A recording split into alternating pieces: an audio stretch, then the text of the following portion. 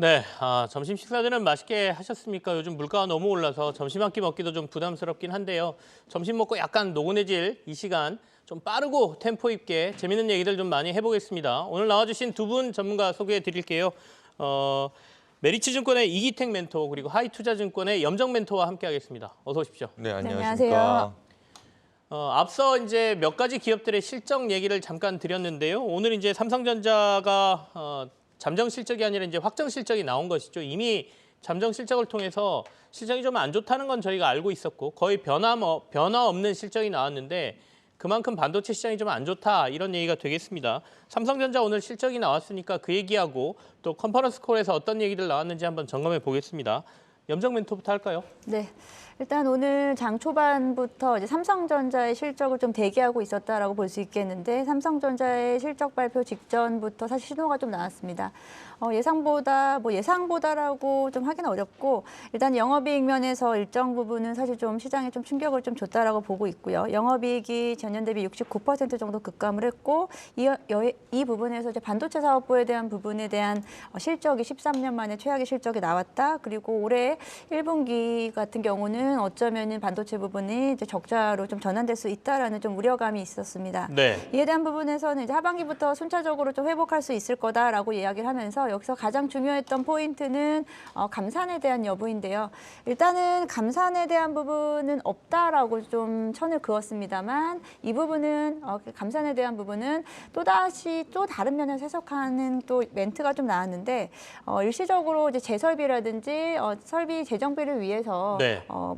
일시적인 또 감산의 효과는 나올 수 있다라고 좀 해석을 할 수 있기 때문에 그 부분을 일단은 시장에서 좀 해석하기 나름이다라고 좀 생각을 하고 있고 그리고 이제 마찬가지로 반도체 사업부뿐 아니고 스마트폰 사업부에 대한 부분도 사실 지금 전반적으로는 시장 자체가 수요 둔화에 대한 부분 그리고 스마트폰 사업의 수익성 역시도 대폭 악화되는 부분으로 인해서 전반적으로 삼성전자의 오늘 컨콜을 통해서 실적 발표를 통해서 오히려 삼성전자의 주가 하락폭보다 단기적으로 SK하이닉스의 오늘도 주가 하락폭이 좀 더 크게 키워지면서 네. 일단 반도체 섹터 전반적으로는 좀 힘이 없어진 모습을 보여주면서 지수 자체는 아무래도 삼성전자가 좀 흔들리다 보니까 지수 자체는 지금 이제 코스피는 마이너스로 좀 전환을 했고요. 네. 그에 대한 부분에서는 당분간 이제 삼성전자의 반등 크게 나오지 못할 어떤 전반적인 여건이 좀 형성이 됐기 때문에 지수는 어떤 큰 상승을 좀 기대한다기보다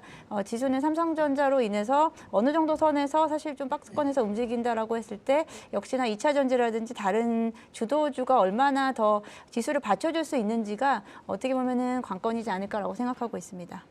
그렇죠. 1월에 시장의 반등은 어떻게 보면 삼성전자의 반등이 있었기 때문에 가능했다 이렇게 볼 수도 있는데요. 삼성전자가 여기서 못 가고 주춤주춤거리거나 조금 내려간다라고 하면 시장도 2,400에서 2,500으로 그 사이에서 좀 미끄러질 가능성이 있다 이렇게 볼 수도 있겠는데 이기택 멘토께서는 실적은 이렇게 악화될 건 저희는 알고 있었고요. 잠정 실적에서 이미 다 봤지 않습니까? 오늘 시장에서 삼성전자가 조금 더 빠지는 이유는 어디서 찾아야 될까요? 네, 아무래도 감산에 대한 기대감이 녹아 있었겠죠. 그동안 네. 주가가 반등 나왔을 땐 외사에서도 그러한 이제 예상을 하는 리포트들이 나왔었습니다. 결국엔 삼성전자도 지지를 치고 감산할 거다라고 예상을 했었는데 전혀 그렇지 않은 답변이 나왔는데 사실 이전에도 그러한 이슈가 좀 있었습니다. 인위적인 감산은 없지만 기술적인 감산은 있을 수 있다. 이게 무슨 소리야라고 이제 시청자 여러분들은 들으실 텐데 아까도 말씀드렸듯이 인위적으로 감산한 것 말고 재정비나 재설비 그리고 라인 점검을 통해서 감산이 아닌 감산 그러니까 생산량을 좀 조절할 수 있는 폭은 있는 상황으로 이야기를 했었거든요. 네. 그 이상을 바랬던 게 시장인데 전혀 그렇지 않았다라고 해서 실망 매물이 좀 나오는 것 같습니다. 실적은 발표됐고 컨콜까지 끝났기 때문에 이제 그 이후에 전방단의 수요가 어느 정도 회복될지 거기에 초점을 좀 맞춰지지 않을까 싶습니다.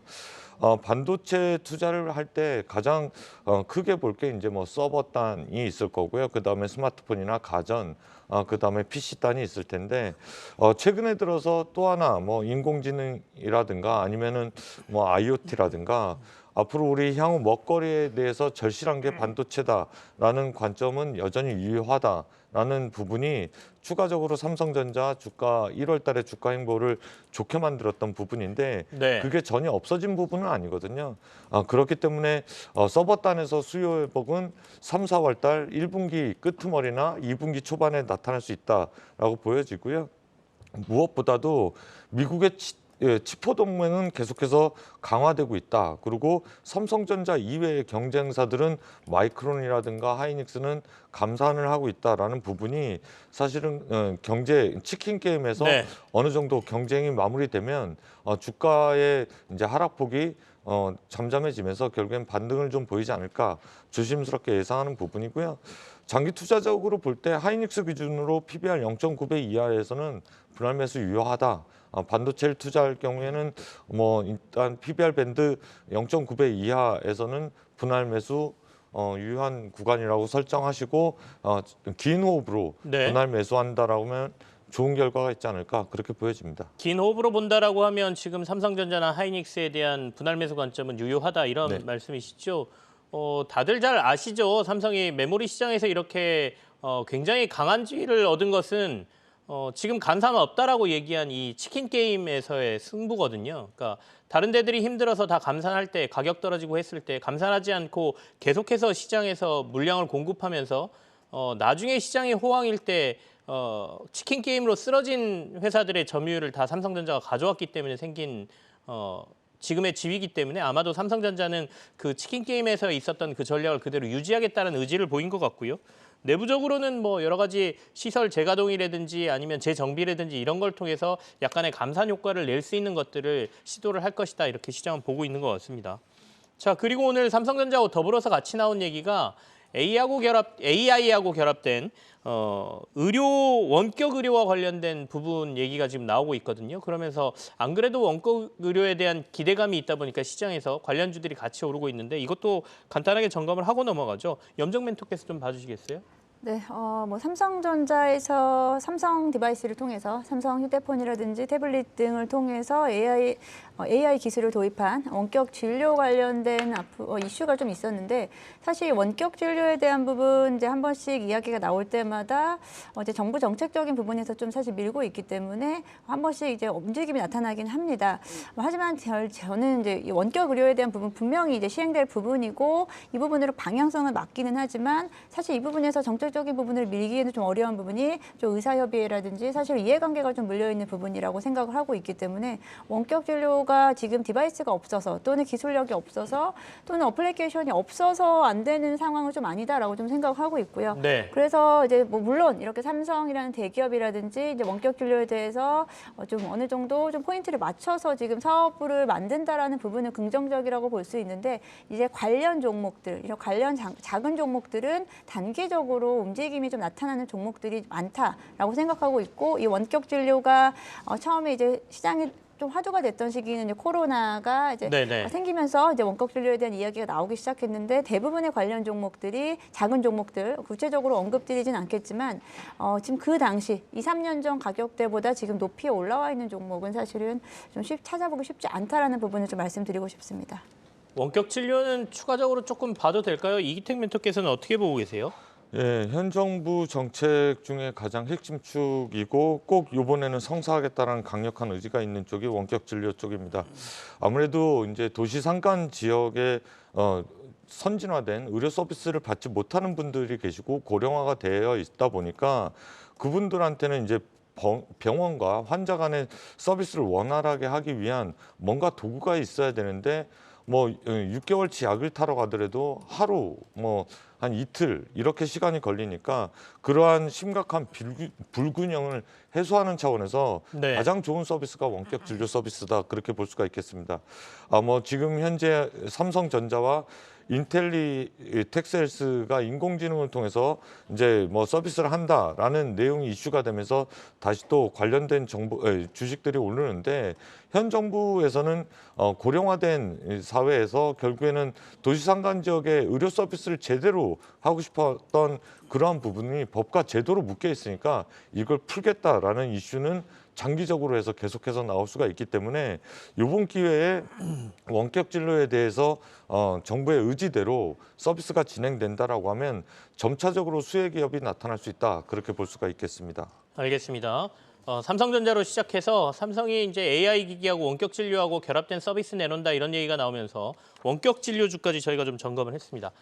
다음 이슈로 넘어가죠. 다음 이슈는 제가 오프닝에서 잠깐 말씀드렸던 포스코 케미칼을 좀 들여다봐야 될 것 같다라는 건데요. 주가도 지난번 고점이었던 23만 9천 원 부근까지 지금 또 오늘 올라왔거든요. 그래서 40조 원에 해당하는 대형 계약을 이제 삼성 SDI하고 맺어냈고 그 전에도 뭐 대형 계약이 계속 나왔거든요. 어디까지 저희가 봐야 되는지 한번 얘기를 좀 나눠보도록 하죠. 염정 멘토부터 하겠습니다. 네, 일단 뭐 포스코 케미칼의 이번 수주에 대해서는 시장에서는 사실 2차 전지 전체 섹터에 대한 좀 큰 그림에서는 긍정적이다라고 좀 볼 수 있겠고 오늘 뭐 경쟁업체인 에코프로비엠이라든지 LNF는 약세였지만 그에 대한 부분이 약세 폭이 좀 더 거세지지 않고 다시 조금씩은 좀 회복이 되고 있다는 부분에서 시장 전체 확대다라고 좀 생각을 하고 있습니다. 네. 결론적으로는 2차 전지는 이제 파이를 키워나가는 과정을 지금 보여주고 있다라고 생각을 하고 있고요. 이번에 포스코 케미칼에 대한 부분 저도 사실 최근에 좀 고민이 많았는데 포스코 케미칼이 사실처럼 쉽게 조정을 받지 못했기 때문에 조정을 쉽게 받지 않았어요. 시장 흔들림에도 불구하고 포스코 케미칼은 상대적으로 조정을 좀 덜 받았고 그리고 결국은 이제 포스코 홀딩스를 중심으로 해서 포스코 그룹의 2차 전지 사업부에서 가장 핵심은 포스코 케미칼이고요. 포스코 케미칼이 이제 양극재와 음극재를 하고 있지만 지금은 주력은 양극재라고 할 수 있겠고 포스코 그룹 내에서 포스코 홀딩스가 가지고 있는 자회사인 포스코 리튬 플러스라든지 포스코 폐배터리 관련된 업체들에서 원재료 수급 그리고 뭐 광산이라든지 염호를 통해서 개발하고 있는 원재료단에서 포스코 가지고 있는 모든 혜택을 지금은 상장사인 포스코 케미칼이 고스란히 다 혜택을 받을 수 있을 거다라고 좀 해석을 했습니다. 그렇기 때문에 지금은 포스코 홀딩스 내에서 포스코 그룹 내에서의 2차 전지 양극재라든지 2차 전지 관련된 종목 자체가 포스코 케미칼로 좀 집중이 되고 있고 네. 여기에 뭐 부차적으로 포스코 엠텍이라든지 뭐 포스코 ICT 같은 일부 종목들이 좀 같이 일어날 움직이긴 하지만 실제적으로는 포스코 케미칼이 절대 수혜주다라고 좀 보고 있습니다. 그래서 포스코 케미칼은 이번에 이제 수주도 큰 어떤 또 포인트가 될 수 있겠지만 이 종목은 이제 제발 좀 조정이 와라 하고 기다리는 좀 종목이 되지 않을까라고 좀 생각을 하고 있습니다. 그러면 지금 가격에서는 어떻게 해야 되는 거죠? 조금 기다려야 됩니까? 오늘 같은 경우에 포스코 케미칼이 5%대 상승을 보여주고 있고 근데 그렇게까지도 거래량이 오늘 확 늘어나는 모습은 안 보여주고 있거든요. 오늘 좀 자연스럽게 지금까지 이제 포스코 케미칼의 성장을 보여준다라고 생각하고 오늘 뭐 급격하게 이 정도면은 뭐 수주에 비해서는 그렇게까지 막 급격하게 많이 올랐다라고 저는 생각하지 않고 네. 있고요. 하지만 지금 단기간에 한 4거래일 동안 20% 가까운 상승률을 보여줬기 때문에 지금은 급하게 또 갈 구간은 아니다라고 생각하고 있고 2차 전지 내에서의 또 포스코 케미칼 혼자 단독으로 가진 않거든요. 돌아가면서 갈 거기 때문에 지금은 좀 쉬었다가 지금 신규로 진입하는 부분은 네. 지금은 조금은 좀 기다리시면 분명히 또 기회가 오지 않을까라고 생각하고 있습니다. 오늘 일단 포스코 케미칼 음봉이긴 합니다. 아래 꼬리를 달고 있긴 하지만 장중에 올랐던 가격에선 조금 빠져 있는 상황이긴 하거든요. 5.9% 거의 6% 오르고 있는데 이기택 멘토에게도 비슷한 질문이긴 합니다만 포스코 케미칼이 40조 원을 수주했을 때 혹시 관련된 상장사들 중에 같이 수혜를 받을 때가 있는지가 궁금하고요. 네. 이 가격에 이제 포스코 케미칼을 들고 계신 분들이라든지 새롭게 앞으로 좀 좋아질 것 같으니까 40조 원이면 10년간 계속해서 어느 정도의 수주를 확보했다는 얘기가 되지 않겠습니까? 투자를 고려하고 있는 분들의 전략을 좀 제시해 주십시오. 예, 올해는 상당히 까다로운 그런 소재주나 장비주들 투자할 때 그런 네. 한 해가 되지 않을까 싶은데요. 이제 전방을 먼저 봐야겠죠. 테슬라가 가격 인하했고 전일에는 포드도 가격 인하한다라는 이야기가 나왔습니다. 경쟁이 심화되는 그러한 분위기죠. 계속해서 가격을 올렸던 전기차가 가격 경쟁이 심화된다라는 것은 어느 정도 치킨 게임을 이쪽에서도 진행하는 것이 아닌가로 투자자들은 인식하기가 쉽고요. 그렇다라고 하면 원가 부분에서 가장 많이 차지하고 있는 배터리, 그리고 2차 전지 업체들은 당연히 소재단에서 원재료 가격이 조정이 나왔으니까 거기에 따른 마진율도 사실은 거들떠 볼 것이거든요. 네. 이제는 그렇다라고 하면 예전엔 손잡고 다 같이 올라가는 그러한 음극재, 양극재, 분리막 다 같이 뭐 2차 전지 한다라고 하면 밸류에이션 따지지 않고 올라갔던 그런 시절은 좀 지난 게 아닌가 그렇게 볼 수가 있겠고요. 방금 전에 중요하신 질문했는데 어느 한쪽이 좋다라고 하면 어느 한쪽이 나쁠 수 있는 한 해가 될 수 있다. 올해는. 그러니까 마진율 개선이라든가 수주 실적에 따라서 P와 Q가 예전처럼 동시에 성장하지 않고 양은 늘어나는 만큼 어느 한쪽 경쟁 기업은 마진이 그 정도 드라마틱하게 늘어나지 않는다라고 하면 소외되는 기업이 올해는 나타날 수 있다라는 측면에서 작년도보다는 훨씬 더 난이도가 높은 그런 네. 투자처가 되지 않을까 싶고요. 그러한 관점에서 포스코 케미칼의 이번에 수주 실적은 내가 무엇보다도 가장 앞서 있는 기술력이야라고 대변해주는 그러한 모습이지 않을까 싶어서 예전처럼 너도 나도 다 같이 갈 수 있는 그러한 환경은 아닐 것이다. 그렇게 조심스럽게 말씀을 드리고 싶습니다. 그러면 관련된 데 중에도 뭐 조금 핵심적으로 우리가 관심 가져야 될 때들은 따로 있다라는 말씀으로 들리기도 하고요. 앞서 제가 이제 이 가격대라면 포스코 케미칼을 어떻게 매매를 해야 되냐도 여쭤봤거든요. 어떻게 보이세요? 예, 뭐 이제 뭐 다들 아시다시피 수주 이야기가 나오기 며칠 전서부터 네. 이 주가가 움직였던 거기에 물음표를 던지셔야 되거든요. 사실은 수주가 뭐 바닥에 주가가 뭐 18만 원대 40조 원 수주 이야기가 나온 게 아니라 주가가 18만 원서부터 22만 원까지 어느 정도 올라온 다음에 수주 이야기가 나왔다는 것은 시장에서 지난주서부터 어느 정도 알고 있었다로 해석을 해야 되고요. 그렇기 때문에 오늘 이러한 좋은 소식에도 음봉이 보여주고 매물대를 소화하는 것이 아닌가 그렇게 보여지고 있습니다. 그 다음 수주가 뭐야? 당연히 그렇게 초점을 맞춰질 것이고 만약에 어느 정도 가격 조정 이후에 요번처럼 아무런 재료가 없는데 주가가 반등한다라고 하면 추가적인 수주가 있을 수 있다로 여겨지고 그때 접근하는 것이 맞지 않나 그렇게 말씀을 드릴 수가 있겠습니다. 그럼 고점 돌파는 좀 힘들다 이렇게 보세요? 추가적인 수주가 있다라고 하면 고점 돌파는 가능할 것으로 보여지고요. 그럼에도 불구하고 지금 현재 양극재 쪽에서는 네. 어디가 가장 차트상으로나 수익상으로나 이익상으로 봤을 때 어디가 가장 좋은가 선별하는 작업이 좀 필요할 것으로 보이는데 오늘 같은 경우에는 포스코 케미칼이 거기에 대한 답을 해주는 것이 아닌가 그렇게 볼 수가 있겠죠. 양극재 부분에 있어서는 포스코 케미칼이 아마 선도 업체로서 계속 지위는 유지할 것 같다 이런 말씀이십니다. 어쨌든 수주는 어제 발표됐습니다만은 2, 3일 전부터 주가가 굉장히 강하게 움직였거든요. 그렇기 때문에 어느 정도 여기에 대한 기대감이 이미 주가에 좀 반영된 것 아니냐. 오늘 또 음봉으로 전환됐기 때문에 이런 얘기도 좀 해주셨습니다. 자, 그러면 2차 전지 얘기했으니까 전기차 회사들의 이슈로 넘어가죠. 앞서 테슬라가 이제 가격 인하한 것, 그리고 외신에서 보도된 포드가 또 가격을 인하한 것과 관련돼서 시장에서 이제 본격적으로 전기차 시장의 치킨 게임이 시작됐다 이런 평가들이 있다라고 말씀드렸는데요. 저는 개인적으로 이거는 시장이 확대되는 과정에서의 뭐라 그럴까요? 그러니까 가격이 낮춰지는 대중화로 가는 첫 번째 길이다 이렇게 보고 있는데 이걸 진짜 치킨 게임으로 보고 부정적인 거를 저희가 더 고려해야 되는지 아니면 시장이 커질 거 긍정적인 면을 바라봐야 되는지에 대해 얘기를 좀 해보죠. 염정 멘토 얘기하실까요? 저도 사실 우리 앵커님의 말씀에 깊이 공감을 하는데요. 지금 이제 전기차의 가격 인하를 가지고 지금 치킨 게임이냐 이렇게 이야기를 하지만 사실 전기차뿐 아니고 완성차, 내연기관차 역시도 지금 인하를 할 것입니다. 지금 수요가 지금 둔화되고 있는 상황 속에서 결국은 이제 완성차 업체에서 전기차뿐 아니고 내연차 역시도 가격 인하를 할 것이고 그리고 이제 대기 계열 수가 줄어들고 뭐 중고차 가격 떨어진 것처럼 같은 네. 맥락인데 유독 이제 전기차 쪽에만 맞춰서 가격을 인하했다. 꼭 전기차만 인하한 것처럼 좀 시장에서 이야기를 하는 것 같고요. 일단은 뭐 테슬라의 가격 인하를 통해서 전체적으로는 수요는 다시 좀 살아난다라고 볼 수 있겠고 앞서 우리 앵커님께서 브리핑해 주실 때 저기 전기차는 침투율이라는 표현을 쓰거든요.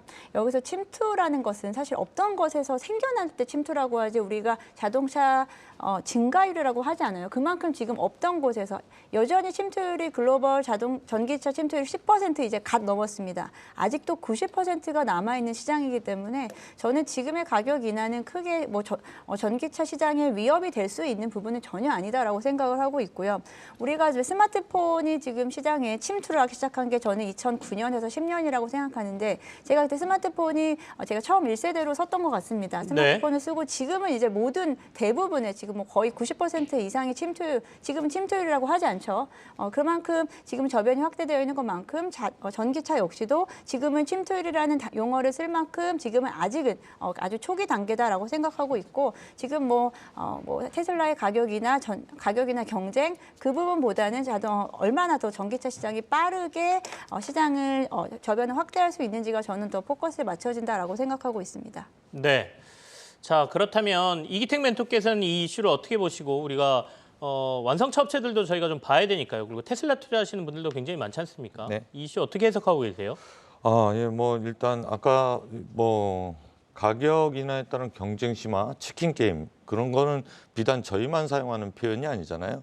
시장에서 이제 포드가 거기에 이제 참여를 하니까 본격적으로 이제 경쟁 심화가 된 것이다. 그렇게 표현들을 하는 것인데 사실 이렇게 보는 것이 맞겠죠. 글로벌 경기가 둔화가 돼서 전반적으로 중고차 가격도 신차 가격도 떨어지는 상황 속에서 전기차만 곳곳이 오롯이 이제 가격을 올릴 수 없는 상황인 건 다들 어느 정도 수긍이 가는 부분인데 네. 2%에서 4% 늘어날 때 그리고 4%에서 8% 늘어날 때와 10%에서 15% 늘어날 때는 사실은 침투율의 성장률에 관련해서는 2배씩 성장하다가 50% 성장하는 것으로 투자자는 볼 수 있는 환경이거든요. 네.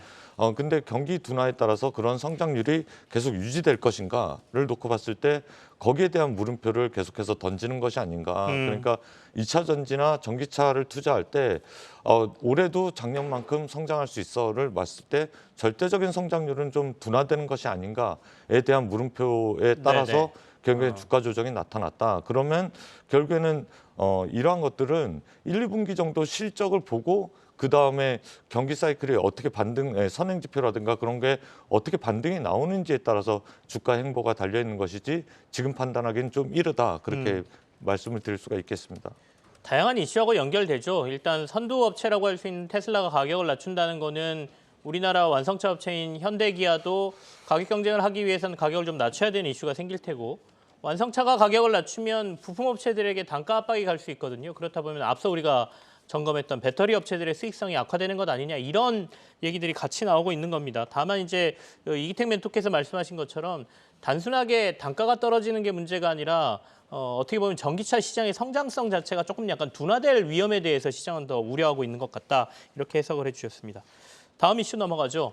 다음 이슈 오늘 시장에서 굉장히 뜨겁습니다. 삼성중공업 주가가 최근에 이렇게까지 오르는 거 저 정말 드물게 본 것 같은데 대우조선해양도 굉장히 강하게 오르고 있고요. 오늘 이제 컨퍼런스 콜에서 올해 흑자 전환 가능성에 대해서 언급이 나오면서 시장에서 뜨거운 반응이 나오고 있거든요. 어떻게 봐야 될까요? 피팅 업체들도 같이 움직이고 있고 염정 멘토부터 얘기해 보시죠. 네, 일단 최근에 이제 조선업이 시장에서 주목을 워낙에 받지 못한 상황이었었고 그런 상황 속에서 이제 삼성중공업이 오늘 실적 발표에 대한 부분에서 가장 중요한 부분은 흑자 전환이겠죠. 지금까지 연간으로 지속적으로 사실 적자인 상태에서 올해 흑자로 전환될 수 있을 거다. 이제 8년 만에 적자에서 흑자로 전환될 수 있다라는 것만으로도 충분히 오늘의 이제 상승을 좀 증명을 할 수 있다라고 생각하고 있고요. 일단 전반적으로 이제 조선업은 전반적인 해운 수요의 부진이라든지 그리고 고금리로 인한 자금 조달의 어려움 여러 가지 등으로 인해서 신조선 발주 자체가 작년 대비해서는 절반 정도로 줄어들 것이다라고 좀 전망을 하고 있고 하지만 여기서 이제 국내 조선업체들은 그래도 그나마 경쟁력이 있다라고 하는 부분은 아무래도 고부가 가치 쪽인 LNG 쪽에서의 LNG 선에 대한 우위가 우위가 네. 있기 때문에 글로벌 조선 발주가 급감하는 거에 비해서는 상대적으로는 좀 더 좋을 수 있을 거다라고 좀 생각을 하고 있지만 아직까지 조선업이 어떤 턴어라운드를 할 수 있겠느냐, 업황 자체가 좋아지겠냐에 대한 부분에서는 조금 더 지켜봐야 될 부분이 있지 않나. 오늘 삼성중공업의 9%대 상승은 일단은 거래량으로 터진 부분이다. 거래량이 전거래일 대비해서 거의 뭐 8배 가까운 모습을 보여주기 때문에 거래량으로 좀 밀어 올리는 모습이 나타나고 있고 이 부분에서 전반적으로 뭐 다른 중공업 업체라든지 피팅 업체까지도 영향력이 좀 미치고 있습니다만 이 부분은 저는 조선업은 조금 더 중장기적인 뷰가 필요한 업종이기 때문에 섣불리 이제 말하기는 좀 어렵다라고 보고 있습니다. 조선업을 이제 저희가 대표적인 사이클 산업이다 이렇게 얘기를 하거든요. 그러니까 물 들어오면 또 무섭게 오르는 게 조선업인데 과연 지난해부터 수주가 끊임없이 이어진다는 얘기가 나왔고 이게 이제 올해 빛을 보면서 주가도 같이 날아갈 것이냐가 이제 투자자들의 관심이실 것 같습니다. 다만 이제 원자재 가격이 워낙 많이 올랐기 때문에 뭐 수주하고 나서 2, 3년 뒤에 배 만들어서 보낼 때쯤 되면 야 사실상 수익이 안 나더라 뭐 이런 얘기도 나오는 거 아니겠습니까? 이기택 멘토께서는 어떻게 보고 계십니까? 예, 원자재 가격도 올랐고 임금도 올랐습니다. 뭐 인력을 구하지 못해서 현대중공업에서는 이제 해외에서 인력 수급을 맞추는 그러한 모습들이 계속해서 나타나고 있는데요. 삼성중공업이라 그래서 거기에서 자유롭진 못합니다. 다만 이게 2019년도 실적을 뛰어넘는 실적을 보일 것으로 올해 예상이 되는데 2019년도에 7조 3천억 정도 매출을 올렸음에도 불구하고 당기순이익이 적자 1조 3천억을 보였거든요. 네. 올해 약 8조가 좀 안 되는 7조 9천억 정도의 매출을 보일 것으로 보여지고 흑자 전환에서 660억 정도의 이익을 나타낼 것으로 보여집니다. 여기에 키는 그동안 발목을 잡고 있었던 선주들이 발주해놓고 가져가지 않았던 드릴십 5척이 어느 정도 해결되는 모습이었고요. 거기에 따라서 한 척은 계약이 완료돼서 인도가 되는 모습이 좀 나타나고 있고 또 2척은 이제 계약을 해서 인도를 하기 위한 계약이 성사됐다라는 내용입니다. 이에 따라서 올해는 흑자 전환을 할 것으로 보여주고 2019년도와 비슷한 매출을 올렸음에도 불구하고 흑자 전환은 이제 그동안 발목을 잡고 있었던 드릴십 5척에 대한 문제가 좀 해결되는 것이다. 그렇게 볼 수가 있겠고 네. 또 하나 고부가 가치 선박이죠. LNG 관련돼서도 계속해서 발주가 늘어나고 있는 상황이기 때문에 여기도 탈러시아겠죠. 결국에는 글로벌 공급망 재편에 따라서 우리나라 조선사들이 고부가 가치 선박은 계속해서 수주와 선정이 이루어질 것이다라는 기대감이 올해 나타날 수 있다라는 면에서 삼성중공업의 흑자 전환은 고무적이다 그렇게 평가할 수가 있겠습니다. 네. 오늘 이제 쇼커버링이 들어온 것이다 뭐 이런 분석도 좀 있는 것 같습니다. 워낙 거래량이 지금 많이 터졌기 때문에 거래량을 보통 일종의 보험이다 이렇게 말씀하신 분들도 계세요. 이 가격대에 누군가 사줬다는 거는 그 가격보다는 위에서 팔고 싶어 하다 보니까 심리적으로 가격이 좀 유지된다 이런 얘기가 되겠는데요. 오늘 뭐 삼성중공업, 대우조선해양 급등하면서 굉장히 많이 올라 있는 상태입니다. 이게 좀 유지될지는 좀 봐야 되긴 하겠죠. 방금 전에 이기택 멘토가 말씀해 주신 것처럼 조선주들의 앞으로 흐름을 좀 더 지켜보도록 하겠습니다. 다음은 건설주까지 좀 같이 보죠. 마지막 이슈인데요. 오늘 대우건설도 실적이 좀 좋게 나왔습니다. 그러다 보니까 주가가 좀 반등을 하고 있고 주택 경기 안 좋다 그렇고 뭐 PF 부실 나온다라고 두려움은 시장에 많은데 실적은 또 좋게 나왔단 말이죠. 그다음에 해외 쪽은 여러 가지 건설적인 호재와 관련된 얘기들이 좀 있고요. 대표적인 건설주들 저희가 어떻게 봐야 될까요? 염정 멘토 간단하게 얘기해 주십시오. 네, 뭐 저는 지금은 건설주를 업종 자체로 건설주가 매력적이다라고 말하기는 좀 어려운 시기다. 모두 다 공감하실 거다라고 생각을 하고 있습니다. 일단 오늘 같은 경우에는 뭐 대우건설이 또 실적에 대한 부분에서도 서프라이즈를 보여줬기 때문에 지금 최대 연간 매출액이 10조를 회복하면서 일단은 외형 성장에서 크게 문제가 없다라는 것을 좀 이미 보여줬는데요. 그중에 내용을 좀 살펴보면은 그중에서 이제 주택 건설에 대한 부분이 그래도 견조하게 시장을 실적을 이끌어가고 있고 그에 대한 부분에서는 전년 대비 약 7% 정도 증가한 모습을 보여주고 있고 플랜트 부분이 가장 좀 강하게 66% 매출액이 증가한 모습을 보여주고 있습니다. 여전히 이제 건설업의 키는 주택 건설, 내수 주택 건설보다는 해외 수주에 대한 부분으로 볼 수 있겠고 주택 건설 쪽으로 내수 주택 건설 쪽으로 포커스를 맞춰져 있는 건설주는 여전히 올해 업황도 그렇게 좋지 않을 것이다라고 네. 예상을 할 수밖에 없겠고 그 부분은 제가 말씀 안 드려도 부동산 시장에 대한 부분 부분, 전망에 대한 부분을 확인하시면 될 것 같고, 그리고 지금은 이제 건설주가 한 번씩 이제 해외 수주라든지 이런 모멘텀이 나올 수는 있습니다만, 일단 뭐 지난 연말부터 해서 여러 가지 뭐 해외, 사우디아라비아라든지 아랍에미리트 관련된 어떤 프로젝트성 이슈는 이미 좀 한 차례 좀 끝났다라고 좀 보기 때문에 건설업 같은 경우에는 중장기 플랜으로 가져가기에는 지금은 좀 다소 부담스럽지 않나라고 보고 있습니다. 일단은 오늘 나온 뭐 대우건설의 실적 개선 이런 거에 대한 반짝 반등이다 뭐 이렇게 볼 수 있다라는 의미로 해석을 하겠습니다. 자, 이제 오늘 시장 이슈는 여기서 마무리를 하고요. 두 분이 가져오신 관심주 확인해 보겠습니다.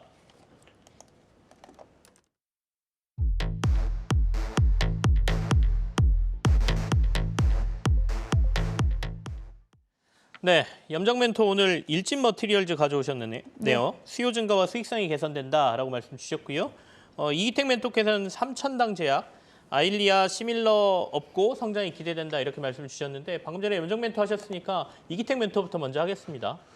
예, 뭐 제가 바이오 주식을 갖고 온 게 한 4년 만인 것 그렇죠, 같은데요. 되게 오랜만인 것 같습니다. 네, 그리고 이제 완전히 뭐 1월 달 아니면 투자를 하지 않으려는 분들이 많이 계세요. 그러니까 12월 1월 정도에 JP 모건 헬스케어 모멘텀만 투자하시려고 하는 분들이 있는데 그럴 것이 신약 개발하는 업체들이 계속해서 임상 3상에서 실패하고 미끄러지면서 투자자들의 손실이 많았고 낙심이 많았기 때문에 바이오 주식이라든가 신약 개발 관련된 업체들은 주가가 예전만큼 녹록지가 않다라고 보여집니다. 그만큼 그러니까 투자자들이 관심이 없는 부분이고 빈집이다 그렇게 보시면 되겠는데요. 고무적인 일이 있었습니다. 지난해 말에 3,000당 제약이 아일리아 바이오시밀러에 대해서 유럽 판권 계약을 좀 했는데요. 이게 일본에서 원래 센주화했던 계약 이후에 약 한 6년 만에 나온 재료이기 때문에 코로나 때문에 비대면으로 그리고 임상을 진행하지 못했던 부분이 이제 2년 뒤에 결국에는 결실을 좀 맺는 것이 아닌가 그렇게 보여집니다. 황반변성 치료제인 아일리아 바이오시밀러는 23년도 올해서부터 이제 각각 일본, 미국, 유럽 순차적으로 특허가 풀릴 텐데요. 여기에 가장 앞서 있는 게 3,000당 제약이고 이제 본격적으로 조만간 임상 3상에 대한 데이터를 최종 보고서를 발표할 것으로 보여집니다. 아일리아 바이오시밀러는 3,000당 대뿐만이 아니라 삼성 바이오에피스 그리고 알테오젠, 셀트리온, 로피바이오 등 뭐 국내에서만 계속해서 임상을 한다라고 얘기는 나오고 있는데 가장 앞서서 시장에 진입하는 것은 3,000당 제약이다 그렇게 볼 수가 있겠습니다. 네. 시장 규모가 크기 때문에 기대감이 큰 건데요. 연간 한 16조 원의 시장이 황반변성 치료제 아일리아가 이제 연간 판매를 하고 있는데 거기에 바이오시밀러로 시장 개척에 나선다라고 하면 3,000당 제약이 또 한 차례 주목을 받을 한 해가 되지 않을까라고 보여집니다. 네. 물론 또 하나 신약 개발하고 있는 경구용 인슐린이라든가 그리고 유럽의 계약이 마무리됐으니까 이제 북미 지역이 계약이 어떻게 되는지에 대해서 관심이 높아질 때가 아닌가 싶어서 오늘 3,000당 제약을 들고 나와봤습니다. 목표가가 8만 원, 손절가 4만 2천 원 제시하셨습니다. 12월 달에 이제 그 이슈 나오면서 주가가 확 오른 다음에 크게는 못 가고 유지하고 있는 상황이거든요. 여기서 이제는 한 단계 레벨업 될 단계가 왔다 이렇게 보시네요. 네, 그렇습니다. 예전에 9만 5천 원도 갔었던 기대감으로 거기까지 갔었던 게 이제 본격적으로 이제 결실이 나올 때니까 데이터를 보면 믿는 투자자들이 많이 생길 것이다 그렇게 보여지고요. 그때는 기대감이었지만 이제는 현실이다 그렇게 평가할 수가 있겠습니다. 알겠습니다. 염정 멘토하고 일진 머티리얼즈 얘기하겠습니다. 네. 일단 2차 전지 소재주들의 움직임이 좀 다시 나타날 수 있는 분위기가 뭐 LG 에너지 솔루션의 여전한 강세 그리고 오늘 또 포스코 케미칼 관련해서 이야기가 나오면서 경쟁력 있는 소재 업체들에 대한 좀 발굴이 중요하다라고 좀 생각을 하고 있습니다. 일단 일진 머티리얼즈 같은 경우에 동박업체 같은 경우 뭐 전반적으로 작년 같은 경우에 이제 판가가 인하되고 전반적으로는 그렇게 좀 좋지 못한 모습을 보여주고 있는데 경쟁사 대비해서 좀 우위에 있는 부분이 이제 비용 절감에 대한 부분으로 볼 수 있겠습니다. 네. 동박 공장에서 이제 전력을 써야 되는 부분이 좀 큰데 전력 비용이 좀 크게 나타나는데 거기에 일진 머티리얼즈 같은 경우에는 말레이시아 공장에서 이제 수력 발전을 통한 이제 수력 발전을 통해서 전력을 공급을 하고 있고요. 그리고 내년부터 가동될 스페인 공장을 지금 건설을 준비를 하고 있는데 스페인 정부 쪽에서는 지금 일진 머티리얼즈의 공장 옆에 500m 가까운 거리에 태양광 발전소 부지를 무료로 지금 대여를 해주고 그렇게 되면은 또는 여기서 나오는 어떤 500m 안에서 만약에 이런 송전료에 대한 면제가 이루어진다라고 하는데 이런 부분에서 추가적으로 또 인센티브가 발생할 수 있다라고 보고 있습니다. 그만큼 이제 우리가 수익성을 위해서 비용을 절감할 수 있는 방안에 대해서는 일진머티리얼즈가 자구책을 좀 마련하고 있다라고 좀 생각할 수 있고요. 그리고 동박시장이 2022년까지는 수요와 공급이 좀 비슷하게 갔습니다. 그런데 이제 2023년 올해 2분기 정도부터는 지금 공급 우위의 시장으로 좀 바뀔 것이다라고 생각하는 건 이제 수요가 조금 더 급증할 것이기 때문에 공급 우위 시장으로 좀 바뀐다라고 한다면 공급 업체들에게 좀 더 유리한 고지가 되지 않을까라고 보고 있고요. 일진머티리얼즈 같은 경우에 이번에 이제 한국거래소의 3월 지수 변경 종목에서 좀 변경 종목으로 좀 지목이 되고 있는데 지금 대형주 쪽에 1위에서 100위까지 포함되어 있는 대형주 종목군에서 네. 지금 중소형주 쪽으로 이동을 할 가능성이 크다라고 보고 있습니다. 그렇게 되면 이제 기관들의 그 수급이 중소형 펀드 쪽에 편입시키기 위해서 이에 대한 물량을 좀 확보할 수 있고요. 최근에 이런 분위기 때문인지 모르겠지만 최근에 기관 수급이 지속적으로 들어오는 모습, 물론 뭐 일진머티리얼즈뿐 아니고요. 동박업체 전반적으로 지금 기관의 수급이 좀 들어오고 있다. 전체적으로 좀 밸류가 좀 매력적인 구간에 있다라고 좀 해석할 수 있겠습니다. 알겠습니다. 목표가 75,000원에 손절가 55,000원 일진머티리얼즈 제시해 주셨습니다. 오늘 이기택 멘토와 염정 멘토는 여기서 마무리하죠. 두 분 고맙습니다.